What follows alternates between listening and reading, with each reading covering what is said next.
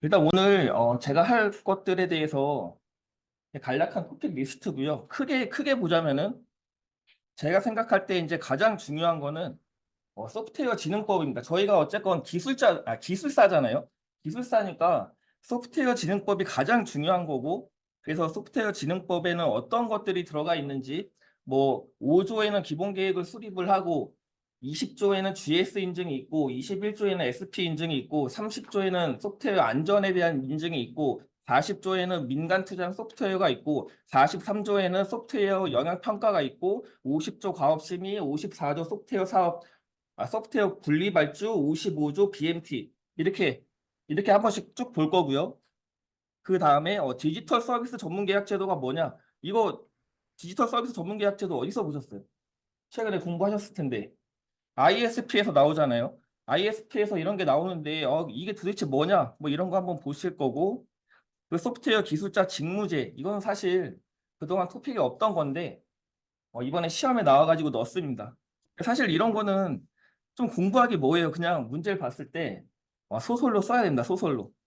하지만 이제 시험에 나온 거니까 한번 보는 걸로 하고 정보 시스템 운영 성과 평가 같은 경우는 이제 공공기관에서 보통 어떤 시스템을 운영하고 있을 때 이것들이 제대로 운영이 되고 있는지 어떤 좀 평가를 통해서 이거를 고도화할 거냐, 재개발할 거냐, 폐기할 거냐, 유지할 거냐 이런 것들을 이제 어떤 평가를 하는 거고 그리고 뭐 공공 데이터 관련해서 있고 디지털 안전 3법 같은 경우는 최근에 이제 어떤 데이터 센터 화재로 인해서 서비스들이 중단되는 문제들이 있기 때문에 그런 것들을 어떻게 해야 되냐. 그다음 뭐 하드웨어 규모 산정, 뭐 소프트웨어 규모 산정이랑 비슷합니다. 비슷한데 이제 소프트웨어에서 하드웨어로 변경된 것뿐이고 뭐 그 외에는 뭐 이따가 설명드리고 그 다음에 중요한 게 이제 개인정보보호법이죠. 개인정보보호법 같은 경우는 최근에 워낙 이슈가 많이 되고 있고 그리고 최근에 또 3월 15일부터 개정된 게 시행이 되고 있잖아요. 뭐 개인정보 관리 수준 진단이 이제는 뭐 평가로 바뀌고 CPO의 기준이 바뀌고 또 개인정보 수집할 때 어떤 요건 같은 것들이 바뀌고 이런 것들이 워낙 많이 바뀌고 있다 보니까 잘 아셔야 되고 특히나 이제 AI가 기술이 발전할수록 AI의 저희 부작용의 대표적인 게 개인정보를 무단으로 수집하는 것 때문에 EU라던가 GDPR 같은 데에서는 한때 뭐 챗GPT 사용을 못하게끔 막았었고 최근에 어떤 법안 같은 것들이 많이 통과가 되고 있기 때문에 개인정보보호법 그리고 또 개인정보보호법의 가장 중요한 게 자동화된 의사결정에 대한 어떤 설명 요구권, 거부권 이런 게 최근에 이제 개정이 됐기 때문에 개인정보보호법은 항상 AI랑 연관 지어갖고 생각을 하셔야 됩니다. 그리고 아펙 프라이버시 구원칙과 CBPR 같은 경우는 지금 2회 연속 시험에 나왔기 때문에 이런 것들은 잘 암기를 하셔야 되고 그 다음에는 이제 어떤 보안과 관련된 것들 우리가 어떤 보안을 준수를 해야 되는데 그런 것들을 어떻게 준수를 할 것이냐 가이드라인에 대해서 한번 확인해 보고 그리고 뭐 최근에 이슈인 뭐 제로 트러스트 가이드라인 이런 것들엔 뭐가 있는지 한번 보시고 그리고 클라우드와 관련된 보안 그리고 ISMSP 같은 경우는 뭐 그러잖아요. 뭐 기술사보다 ISMS-P 인증심사원이 낫다. 뭐 이런 얘기가 있을 정도로 뭐 우스갯소리가 있긴 한데 아무튼 뭐 그 제도가 뭔지 한번 보고 그 외에는 약간 좀 짜잘한 것들이라 뭐 이렇게 하여튼 이 순으로 설명을 드리도록 하겠습니다. 그래서 오늘 2시간의 강의가 끝나면 여기 계신 분들은 이 50개의 키워드를 안 보고 다 말할 수 있을 정도로 이렇게 반복을 시켜드리겠습니다. 그러면 이제 소프트웨어 진흥법이고요. 어쨌건 제일 중요한 게 소프트웨어 진흥법이니까 그럼 소프트웨어 진흥법을 도대체 왜 개정하는 거고 왜 있는 거냐라고 하면 뭐 소프트웨어 산업의 기반을 조성하고 또 소프트웨어 융합 및 교육을 하고 사업 선진화를 하고 그를 통해서 어떤 소프트웨어 건전한 환경을 조성하고 생태계를 강화하고 해서 뭐 이런 기대 효과가 있다. 이런 거는 절대 암기하는 거 아니고 그냥 읽어보고 그냥 그렇구나 하고 넘어가시면 되고 이 주요 계정에 대한 구성도 요것도 그냥 그렇구나 하고 한번 읽어보시면 됩니다.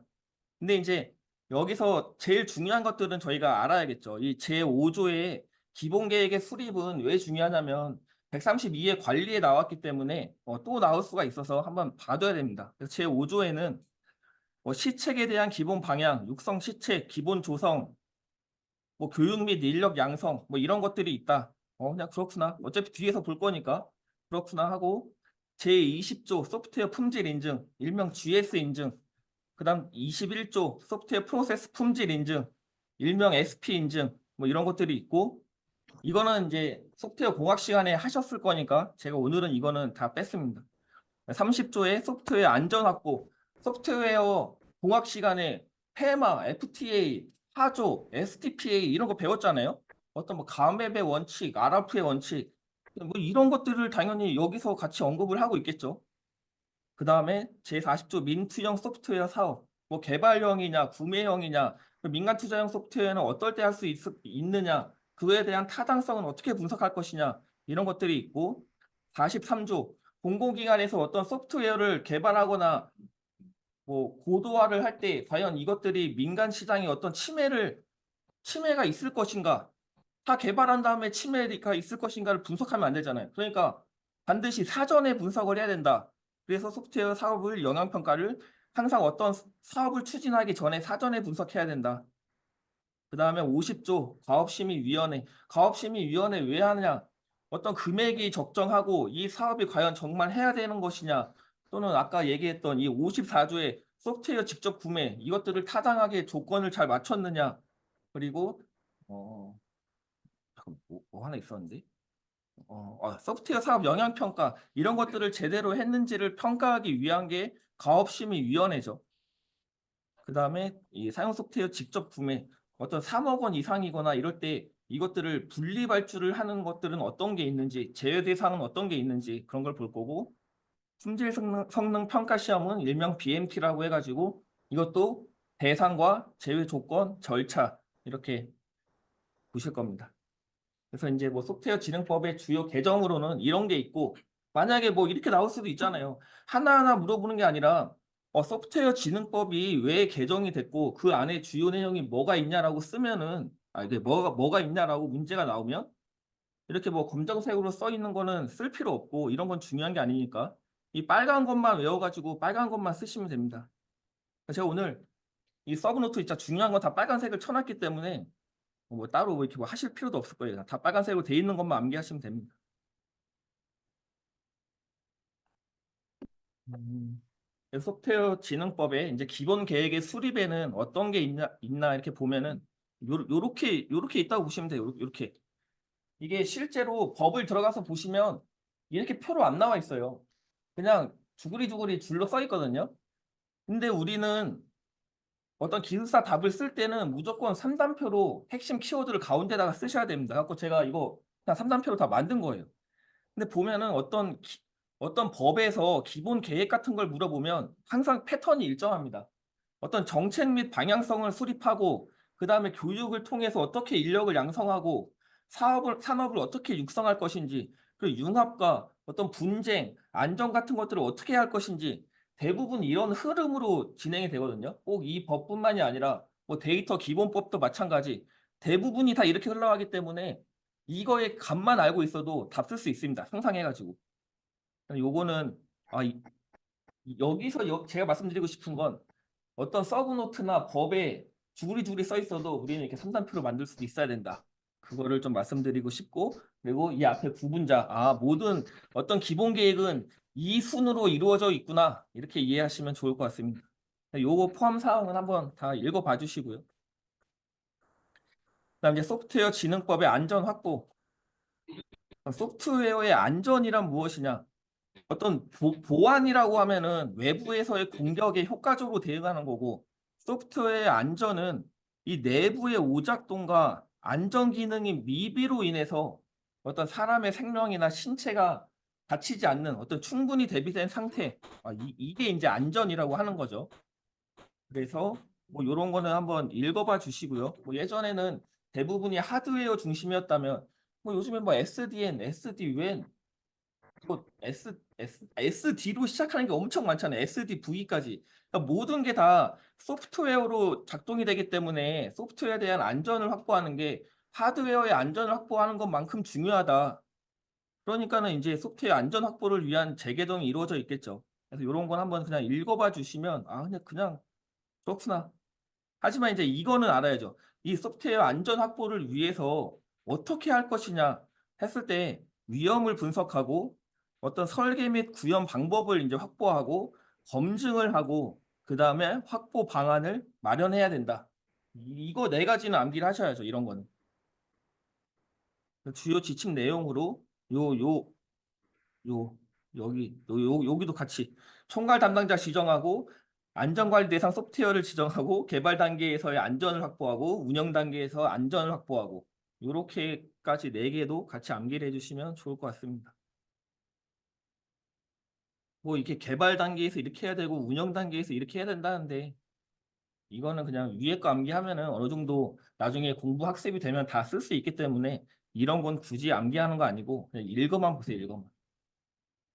그래서 이제 이런 것들 이게 좀 배우셨는지 모르겠는데 지금 진도가 뭐 61508 어떤 소프트웨어 안전에 관한 B그룹에 대한 안전 2612 자동차 60601 의료 뭐 이런 것들에 대해서 안전이 이제 소프트웨어 안전에 대한 표준들이잖아요. 뭐 이런 것들을 당연히 여기서 언급을 하고 있겠죠. 그래서 그냥 아 그렇구나 이해하시면 될 것 같습니다. 그래서 이제 이제부터는 이제 암기를 암기를 시작해야 된다. 암기를. 민간 투자형 소프트웨어 제 여기다가 이미 키워드 다 써놔가지고 요거는 다 외우셔야 되고 소프트웨어 진흥법 40조 그리고 민간 투자형 소프트웨어는 어떤 일단 정의를 보자면 이 국가가 혼자 하기에는 돈이 너무 많이 들어 기술력도 안 돼. 그러니까 민간의 어떤 자본과 기술을 활용해가지고 공동으로 추진하는 소프트웨어 사업이다. 그래서 소프트웨어 진흥법 제40조에 따라서 하는 거고 이 사업의 요건으로는 구매형과 개발형이 있다. 이거 두 개는 반드시 암기하셔야 됩니다. 구매형과 개발형이 있는데 구매형에는 어떤 것들이 있느냐? 구매형에는 어떤 상용 소프트웨어 또는 사스 이렇게 그리고 디지털 서비스 전문 계약 제도 이렇게 세 개를 통해서 할 수 있는 거는 구매형을 통해서 할 수 있는 거고 개발형 같은 경우는 이거 두 개 외우셔야 돼요. 민간에서 150% 이상을 지불을 해야 되고 그 와중에 20% 이상은 현금으로 부담해야 된다. 이거 두 개는 반드시 조건 암기하셔야 됩니다. 이거. 그 다음에 둘 다 마찬가지. 당연히 국민의 편익을 위해서 해야지 사기업의 편익을 위해서 이걸 하면 안 되는 거겠죠. 그 다음에 그러면 구매형과 개발형이 있는데 개발형에는 뭐가 있냐? 임대형과 수익형이 있습니다. 그래서 이거 그림을 그냥 이대로만 보면 도저히 이해가 안 가. 저도 이걸 보고 도대체 뭔 소린가 했었는데 이 그림을 이해하려면 민간 사업자가 뭐라 그랬죠? 주체라고 해야 돼요. 민간 사업자 입장에서 봐야 돼요. 이 임대형 같은 경우는 민간 사업자 입장에서 국가한테 그 서비스를 주고 국가가 뭐라 해야 될까? 국민들한테 그 서비스를 제공을 하면은 국민이 국가한테 비용을 지불하고 그 금액을 가지고 민간한테 준다. 그러니까 민간 입장에서는 국가한테 임대를 주는 거죠. 근데 수익형 같은 경우는 민간 입장에서 국가한테 주는 게 아니라 자기가 서비스를 제공하고 그거에 대해서 국민들한테 사용료를 받는 그러니까 이 그림을 이해하려면 민간이 중심이다라는 것만 이해를 하시면 충분히 이해할 수 있습니다. 그래서 이렇게 민간 투자형, 개발형에는 임대형이 있고 수익형이 있다. 이렇게 두 가지 암기. 여기 있네요. 아까 구매형 같은 경우는 상용 소프트웨어 또는 사스 또는 어떤 디지털 서비스 전문 계약 제도 이런 것들은 이제 개발형이 아닌 거죠. 이미 다 개발이 돼 있는 거니까 구매형 그죠? 개발이 돼 있는 거니까 구매형인 거고, 그러니까 구매형과 개발형이 있다. 그래서 이 후진 절차 이런 거는 진짜 중요하지 않고 여기서 중요한 건 이거죠. 우리가 ISP를 해도 타당성 분석을 하잖아요. ISP에서도. 여기서도 경제성과 기술성과 정책성을 분석한다. 기술성에는 적합성, 중복 연계성, 실현 가능성을 분석하고 정책성에는 정책의 연계성, 공공성, 파급 효과, 혁신성 이렇게 한다. 이거 외워가지고 반드시 3단락에다가 다른 소리 쓰지 말고 그냥 이거 써야 됩니다. 무조건 민투 나오면 3단락에 이거 다른 거 쓰지 말고 2교시형이다. 4단락에다가 이거. 다음 소프트웨어 영향평가입니다. 영향평가는 일단 소프트웨어 진흥법 관련된 거 나오면 무조건 이게 몇 조였지? 그걸 먼저 생각해야 돼. 소프트웨어 영향평가 일단 소프트웨어 진흥법 제43조고 왜 하냐? 이 공공기관에서 어떤 소프트웨어를 개발을 하는데 민간 소프트웨어 시장 침해를 이 사전에 조정하는 제도다. 이게 제가 생각하는 핵심 키워드 이제 사전에 조정하는 제도. 이게 이제 제가 생각하는 핵심 키워드인 거고. 그래서 그러면은 이거를 누가 하냐? 일단 누가 하냐가 중요하겠죠. 그냥 국가기관이라고 생각하시면 됩니다. 국가기관에서 하는 거고 민간에서 당연히 하지 않겠죠. 민간에서 민간시장 침해 여부를 분석한다? 이거 말이 안 되잖아요. 당연히 국가에서 하는 거고 공공이랑 요거를 이제 어, 요 제외사업 요 제외사업에 이 빨간색으로 써놓은 거 그러면 공공에서 어떤 소프트웨어를 개발할 때 민간 시장에 대한 침해 여부를 분석을 해야 되는데 어떤 거는 안 해도 되냐? 상용 소프트웨어를 그냥 구매하는 건 안 해도 되고 국가 안보와 치안 외교를 하는 소프트웨어 사업은 안 해도 되고 민간 투자형 소프트웨어 사업 안 해도 되고 그리고 단일 기관 내부를 목적으로 쓰는 거나 DB 구축 사업이나 단순한 유지 관리 이걸 할 때는 영향 평가를 안 해도 된다. 이거 제외 사업 유형은 암기하셔야 됩니다. 그 다음에 여기서 알아야 될 거는 영향 평가 제도의 평가 단계. 저는 이제 기운 민사종이라고 외웠는데 기본 정보를 작성을 하고 그것들에 대해서 운영 계획을 검토할 때는 뭐 하냐? 요 위에 있는 거 하는 겁니다. 여기. 이게 재외 사업이야, 재외 사업이 아니야. 이거를 분석을 하는 거죠. 분석을 했어. 근데 재외 사업이 아니야.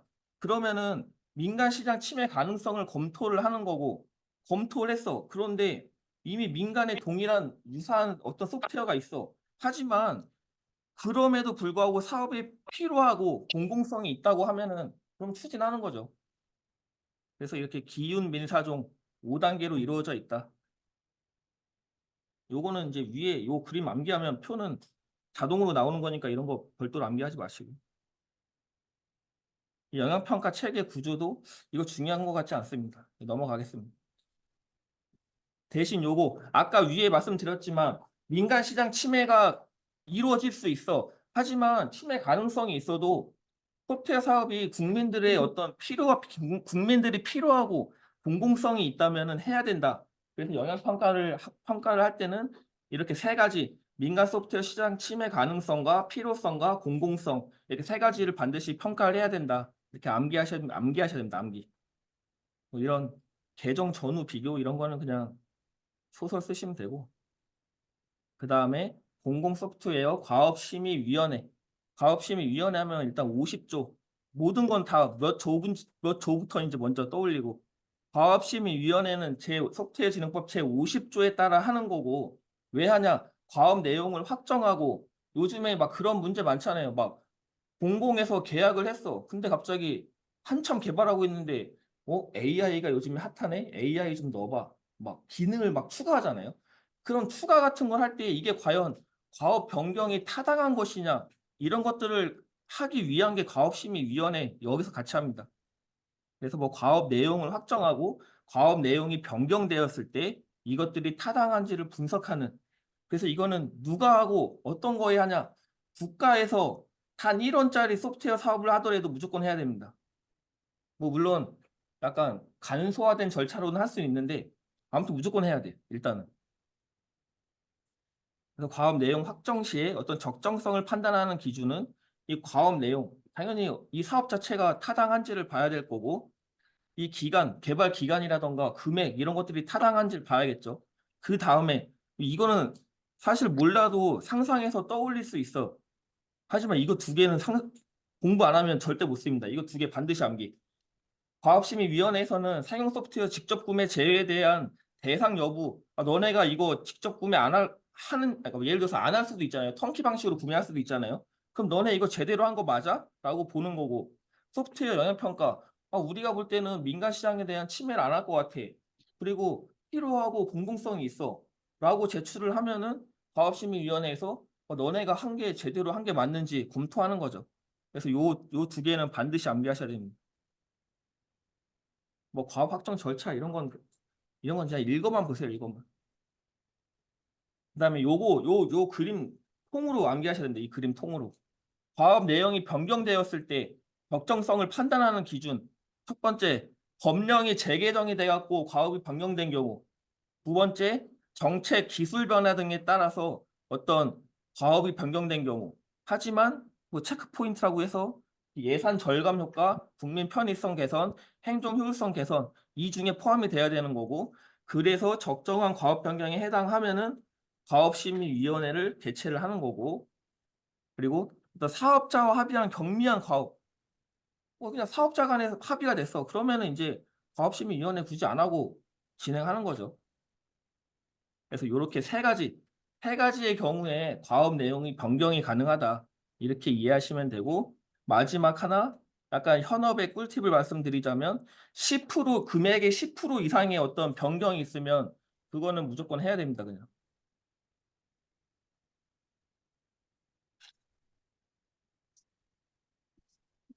다음 이제 소프트웨어 진흥 전략입니다. 이거는 아직 시험에 나온 적은 없는데 뭐 최근에 발표된 게 있어가지고 그냥 우리나라가 지금 소프트웨어 산업을 발전하기 위해서 어떤 것들을 노력하고 있구나 좀 알아두시면 여기저기에다가 2단락 2교시형 1단락 인트로에다가 쓰기 좋기 때문에 이런 거 한번 읽어봐 보세요. 어떤 최근에 소프트웨어 산업 생태계가 변화됨에 따라서 정책을 거기에 맞게끔 이제 수정해 나가기 위해서 이 진흥 전략을 추진하고 있는 거겠죠. 그래서 또 목표, 어떤 소프트웨어 기업을 성장하고 어떤 글로벌 회사를 만들고 어떤 인재를 양성하고 오픈 소스에 대한 활용을 확산하고 뭐 이런 것들, 이런 목표를 가지고 이 3대 전략을 만들었다.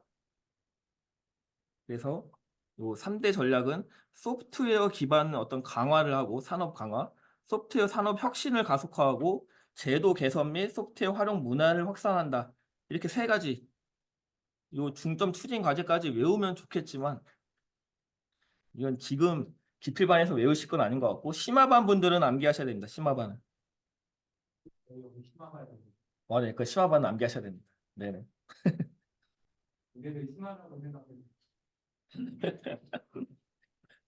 다음 이제 IT 직무제. IT 직무제인데 이거는 어느 정도 그냥 단어만 봐도 알 수 있어요. 그냥 직무. 예전에는 기술자를 등급제로 나눠서 했다면 지금은 직무에 따라서 나눠서 하고 있다. 그래서 경력을 기반하는 제도에서 지금은 직무제로 바뀌고 있다. 그냥 뭐 직무제 개념은 기술자를 등급제로 나눠서 아니 직무제로 세분화해가지고 어떤 직무를 세분화하고 직무에 따라 뭐 컨설턴트냐 개발자냐 아키텍처냐 엔지니어냐 QA냐 뭐 운영하는 사람이냐에 따라서 뭐 돈을 다르게 주겠다는 거겠죠. 그런 것들. 그래서 요거는 어떤 법에 뭐가 있냐라는 거를 암기하기보다 이런 것들을 이해를 하시는 게 중요해요. 현행의 IT 직무제에 어떤 문제점이 있는지. 그래서 뭐 과도한 특화 및 통합, 뭐 고정된 역할, 다양성 부재, 최신 트렌드가 반영이 안 돼. 뭐 이러한 문제점이 있어서 지금 IT 직무제는 뭐 공정한 경력을 인정하고 뭐 직종 전환식 경력을 인정하고 뭐 요렇게 개선을 하고 있다. 요 정도 그냥 이해만 하시면 충분할 것 같습니다. 다음에 디지털 서비스 전문 계약 제도. 저희가 이제 ISP에서도 나왔고 아까 이거 디지털 서비스 전문 계약 제도 하나 어디서 나왔는데 어디서 나왔어요? 거기서 나왔죠. ISP 말고 하나 또 나온대. 민간 투자형 소프트웨어 사업. 거기서 구매형의 디지털 서비스 전문 계약 제도가 있었잖아요. 그러니까 디지털 서비스 전문 계약 제도가 뭐냐? 일단 정의부터 이 공공기관입니다. 공공기관. 다른 데가 물론 민간에서도 이걸 적용할 수 있어. 하지만 주 목적은 공공에서 클라우드 컴퓨터를 도입을 활성화하기 위해서 빠르게 도입할 수 있도록 특화된 전문 계약 제도다. 그러니까 왜 그럴 수 있는데 공공에서 클라우드 하나 도입하려면 엄청나게 많은 그 계약 단계를 거쳐야 되는데 그것들을 간소화해서 절차를 줄여줘가지고 빠르게 이용할 수 있게끔 해주겠다. 그러니까 너네 행정 업무 줄여줄 테니까 너네 클라우드 좀 써. 뭐 이런 거죠, 정부 입장에서. 하지만 클라우드 안 가죠. 뭐 말은 가면 뭐 싸다 뭐 그런 거 있잖아요. 뭐 오펙스, 카펙스 하면서 막 오펙스가 아니 카펙스가 안 되니까 좋다라고 하지만 막상 가면 1년 지나면 비싸갖고 다시 다 돌아오죠. 뭐 디지털 서비스 전문 계약 제도의 대상, 여기서 대상 중요한 거, 클라우드 컴퓨팅 서비스. 이렇게 외우면 잘 안 해요. 그냥 CSP라고 부르는데 CSP, 그리고 클라우드 지원 서비스. 클라우드 지원 서비스가 뭔데? 근데 뭐 MSP 같은 거죠. 클라우드 컴퓨팅 서비스를 지원하는 서비스. 그다음 융합 서비스 뭔데? 뭐 시카스, 캐스비 아직 안 배우셨나? 아무튼 뭐 이런 클라우드를 통해서 어떤 다른 기술과 융합된 서비스, 뭐 AI, 애주어 서비스, 뭐 이런 것들, 이런 것들이 전부가 클라우드를 통해서 이용할 수 있는 모든 것들은 다 디지털 서비스 전문 계약 제도의 대상이 되는 거고, 그래서 계약 방식으로는 수의 계약과 카탈로그 계약이 있다. 수의 계약은 그냥 누구나 다 그냥 상식으로 알 수 있어요. 하지만 카탈로그 계약은 안 읽어보면 모를 수도 있기 때문에 카탈로그 계약은 뭐냐면 우리 기관이 이거 클라우드를 쓰고 싶어. 근데 우리 기관에 맞게끔 내가 어떤 기능들만 쓰고 싶으니까 너가 거기에 맞게 어떤 조건을 가져와. 약간 이런 것들이 이제 카탈로그 계약이라고 보시면 됩니다. 뭐 그 정도만 이해하고 있으시면 되고 이거 뭐 절차까지는 필요 없을 것 같습니다. 그래서 디지털 서비스 전문 계약 제도 같은 경우는 클라우드 활성화를 위한 어떤 제언이라던가 뭐 이런 거, 뭐 민간 투자형 소프트웨어 사업을 어떻게 활성화할 것이냐 이런 데에 그냥 키워드로 쓰시면 되지 이거 자체가 문제로 나올 것 같지는 않습니다. 하지만 이 정도만 알아도 1페이지는 충분히 쓸 수 있죠. 감리, 이거 감리 뗐어야 되는데 감리가 들어갔네. 요거는 했으니까 일단 넘어가겠습니다. 다음 정보 시스템 운영 성과 평가. 정보 시스템 운영 성과 평가하면은 일단 법부터 알아야죠. 전자정보법 제68조에 따라서 하는 거고 왜 하냐? 어떤 공공기관에서 정보 시스템을 운영하고 있는데 두 가지 측면, 이 업무와 비용, 이 두 가지 측면이 중요합니다. 업무와 비용적인 측면에서 성과를 관리해서 어떤 정해진 지표 3.0을 기준으로 이거 고도화에, 재개발에, 폐기에, 유지에 이거를 정하는 거죠. 그래서 그러면 어떤 시스템을 대상으로 해야 되는데 라고 보면은 이거 적용 기간은 그냥 공공기관 국가라고 보시면 되고 이 개발 및 구축이 된 지 1년이 경과한 거 이거 원래 3년이었거든요. 바뀌었습니다. 1년으로. 그러니까는 3년으로 알고 계신 분들은 갑자기 5년이랑 헷갈리는데 아무튼 바뀐 거 1년이니까 1년으로 꼭 암기하시고 그다음 행안부 장관과 협의한 상황 1년이 안 돼도 행안부 장관이 너네 해 하면 하는 거고. 근데 이제 예외 시스템이 있습니다. 뭐 2년 이내에 어차피 폐기할 건데 이거 하면 의미 없잖아요. 뭐 이런 거. 그리고 어떤 이 구축 목적과 특성 이게 제외된 경우 뭐 여기 한번 그냥 요런 게 있구나. 한번 읽어봐 주시면 될 것 같습니다. 그래서 요 그림을 외워야 됩니다. 요 그림을. 제가 아까 비용과 업무 측면으로 나누는 게 중요하다고 했잖아요. 그래서 비용의 세 가지 운영의 적정성, 유지의 용이성, 비용의 효율성, 비용 측면에서는 세 가지를 보는 거고 업무에서는 업무 수행의 영향도, 사용상의 편의성, 업무 성과 달성도 이렇게 세 가지, 총 6가지를 보는 겁니다. 그래서 6가지를 보는데 0점부터 5점까지가 있고 각각의 그것들을 평가 점수를 매겨가지고 3점을 기준으로 비용과 업무 3점을 기준으로 이렇게 점수에 따라서 이렇게 결정한다. 여기까지 다 암기. 저 같은 경우는 운유비 수사성이라고 외웠습니다. 근데 다른 거는 부분만 따서 운유비 수사성 외우면 뒤에 것까지 다 딸려 나와. 근데 이거는 운유비 수사성이라고 외우면 어떤 문제가 생기냐? 운영의 용이성이야, 운영의 효율성이야, 운영의 영향도야, 운영의 편의성이야. 뭔지 몰라. 그래서 저는 운유비 수사성, 적용 효용, 편달 여기까지 외웠습니다. 앞뒤 맞추려고. 이거 앞뒤 안 맞추면 절대 암기 안 돼요. 그러니까는 두음을 두 가지를 다 외워야 돼. 운유비 수사성, 적용 효용, 편달. 요건 아까 말씀드린 거고. 그래서 뭐 3점을 기준으로 어떻게 한다. 뭐 유지하냐, 폐기하냐, 고도화하냐, 재개발하냐. 그러니까 이 3점이 중요하다. 뭐 이 정도 이해하시면 될 것 같습니다. 이제 공공정보와 사업 단계별 사업 관리 가이드.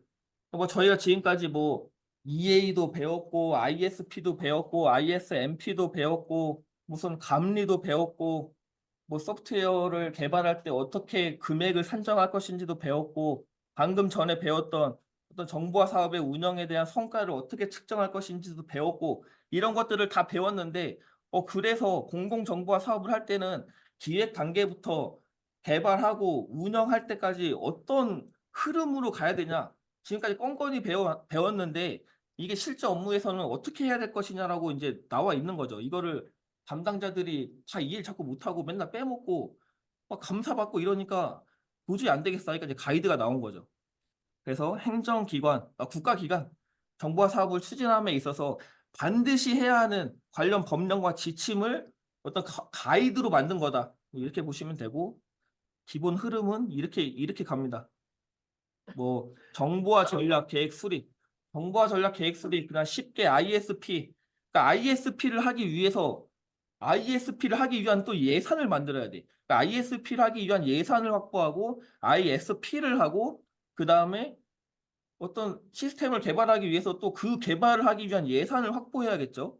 그 다음에 이제 실제로 개발을 해. 개발을 하면은 감리를 받아야 되고 PMO를 운영할 수도 있는 거고. 그럼 다 끝났어. 운영을 해. 그러면은 1년이 지나면 좀 전에 배웠던 정보화 사업 운영 및 성과 측정을 해야 되는 거고. 뭐 요런 절차로 이루어져 있다. 뭐 그래서 뭐 기획 단계에는 아까 소프트웨어 진흥법에서 배웠던 뭐 소프트웨어 사업 영향 평가 이런 것도 해야 되고 그리고 이런 과업 심의, 제안 요청서 뭐 이런 것들을 한다. 한번 읽어 보시면 될 것 같습니다.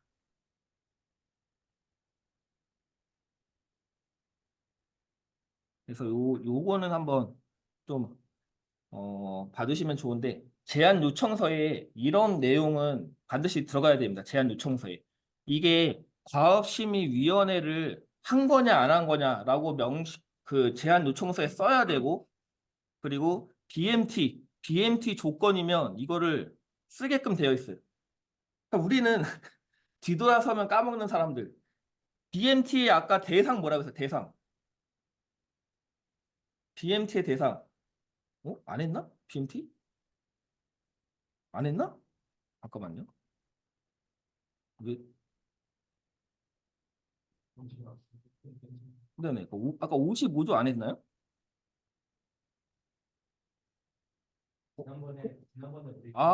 그래서 뺐구나. 네네. 그러면 DMT 하면은 소프트웨어 진흥법 55조고 어떨 때 한다고 배웠어요. 그 공개 경쟁 입찰을 하는 것 중에 그러니까 상용 소프트웨어 직접 구매의 대상이고 1억 원 이상인 경우에 BMT를 해야 된다. 그리고 예외 대상 조건으로는 소프트웨어진흥법 계약 및 관리 감독에 관한 지침 제8조 3조에 따라서 2억 원 이하는 안 해도 된다. 절차, 대사 설교, 의실절 이렇게 해야 된다. 그다음에 뭐 다른 토픽 보면서 그거 나오면 다시 한번 떠올려 보고 이렇게 뭐 반복해서 공부하는 거죠. 소프트웨어 사업 영향 평가 이거는 좀 전에 했잖아요. 소프트웨어 진흥법 제43조에 따라서 공공기관이 어떤 소프트웨어를 개발을 할 때 민간 시장의 침해 여부를 사전에 분석하는 제도다. 그래서 어쩔 때는 안 해도 된다. 어쩔 때 안 해도 돼요.